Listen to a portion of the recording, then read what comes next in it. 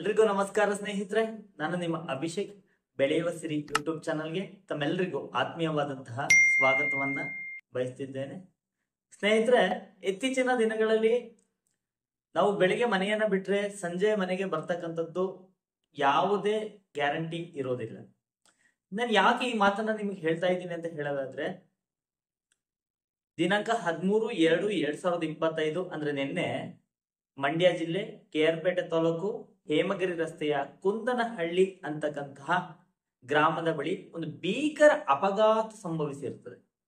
ಈ ಅಪಘಾತಕ್ಕೆ ಮುಖ್ಯ ಕಾರಣ ಚಾಲಕನ ಅಜಾಗರೂಕತೆ ಅಂತೇಳಿ ಸ್ಥಳೀಯರು ಆರೋಪಿಸಿದ್ದಾರೆ. ಮತ್ತೆ ಪ್ರಮುಖವಾಗಿ ಹೇಳೋದಾದ್ರೆ, ಹಳ್ಳಿಯ ಕಡೆ ಸರಿಯಾದ ಸಮಯಕ್ಕೆ ಬಸ್ಗಳು ಅಷ್ಟು ಲಭ್ಯವಿರೋದಿಲ್ಲ. ಅಂದ್ರೆ ಹಳ್ಳಿಯ ಜನ ಆದ ಕಾರಣದಿಂದ ಹಳ್ಳಿಗಳಿಗೆ KSRTC ಕಡೆಯಿಂದ ಬೆಳಿಗ್ಗೆ ಒಂದಿದ್ರೆ ಮತ್ತೆ ಮಧ್ಯಾಹ್ನ ಒಂದು ಮತ್ತೆ ಸಂಜೆ ಒಂದು ಬಸ್ಗಳನ್ನ ಬಿಡ್ತಕ್ಕಂಥದ್ದು ಸರ್ವೇ ಸಾಮಾನ್ಯವಾಗಿರುತ್ತೆ. ಹಾಗಾಗಿ ಬೆಳಗಿನ ಸಮಯ ಬರ್ತಕ್ಕಂತಹ ಈ ಬಸ್ನಲ್ಲಿ ಅತೀವವಾಗಿ ಏನು ಸಾಕಷ್ಟು ಜನರು ಪ್ರಯಾಣಿಕರು ಹತ್ಕೊಂಡು ಪಟ್ಟಣಗಳಿಗೆ ಸೇರ್ತಕ್ಕಂಥದ್ದು, ಪಟ್ಟಣಗಳಿಂದ ಬರ್ತಕ್ಕಂಥದ್ದು ಸರ್ವೇ ಸಾಮಾನ್ಯವಾಗಿರುತ್ತೆ. ಅತಿಯಾದ ಲೋಡ್ ಇಂದನೂ ಸಹ ಈ ಒಂದು ಅಪಘಾತ ಸಂಭವಿಸಿದೆ ಅಂತ ಹೇಳಿ ಇನ್ನು ಕೆಲವರು ಹೇಳಿರ್ತಾರೆ. ಆ ಚಾಲಕನ ನಿಯಂತ್ರಣ ತಪ್ಪಿ ಅಥವಾ ಅತಿಯಾದ ಒಂದು ಪ್ರಯಾಣಿಕರ ಒಂದು ಕಡೆಯಿಂದನೂ ಸಹ ಈ ಅಪಘಾತ ಆಗಿರ್ತಕ್ಕಂಥದ್ದು ಬಹಳಷ್ಟು ಭೀಕರತೆಯನ್ನು ಸೃಷ್ಟಿಸಿರ್ತಕ್ಕಂಥದ್ದು ನಾವು ನೋಡ್ಬೋದು. ಸುಮಾರು 25ಕ್ಕೂ ಹೆಚ್ಚು ಜನರು ಬಲವಾದ ಪೆಟ್ಟುಗಳಿಂದ ಗಾಯಗೊಂಡಿರ್ತಕ್ಕಂಥದ್ದು, ನರಳಾಟ ಆಡ್ತಾ ಇರ್ತಕ್ಕಂಥದ್ದು ನಮ್ಮ ಕಣ್ಣ ಮುಂದೆ ಕಾಣ್ತಕ್ಕಂಥದ್ದು ನಾವು ನೋಡ್ತಾ ಹೋಗ್ಬೋದಾಗಿದೆ. ಹಾಗೆ ಅದೇ ರೀತಿಯಲ್ಲಿ ಮತ್ತಷ್ಟು ಬಿಗಿಯಾದ ಬಲವಾದ ಪೆಟ್ಟುಗಳಾಗಿರ್ತಕ್ಕಂಥವ್ರನ್ನ ಈಗಾಗಲೇ ಶಾಸಕರು ಒಂದು ಆಸ್ಪತ್ರೆಗೆ ಭೇಟಿ ನೀಡಿ ಅವರನ್ನ ಮೈಸೂರಿನಿಗೆ ಸೇರ್ಸ್ತಕ್ಕಂತಹ ಕೆಲಸವನ್ನು ಸಹ ಮಾಡಿದ್ದಾರೆ. ಮೈಸೂರಿನಲ್ಲಿ ಚಿಕಿತ್ಸೆಯೂ ಸಹ ಲಭ್ಯವಾಗ್ತಾ ಇದೆ.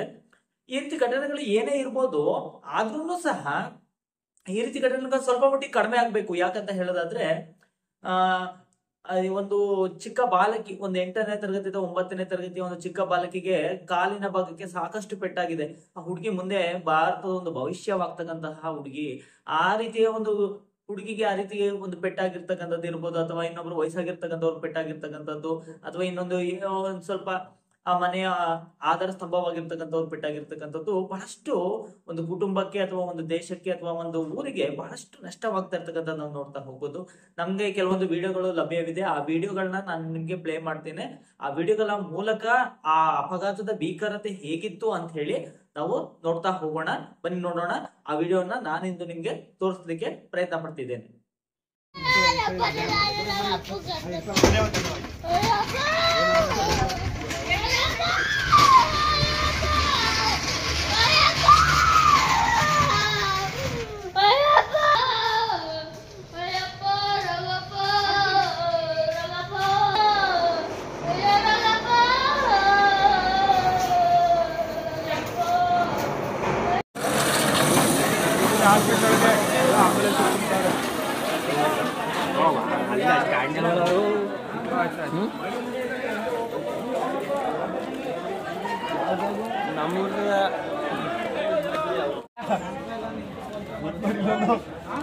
ಇನ್ನೊಂದು ಯಾವ್ದೋ ಬತ್ ನೋಡೋಣ ಕಾಕಣ ಕರೀರಿ ಅದನ್ನೇ.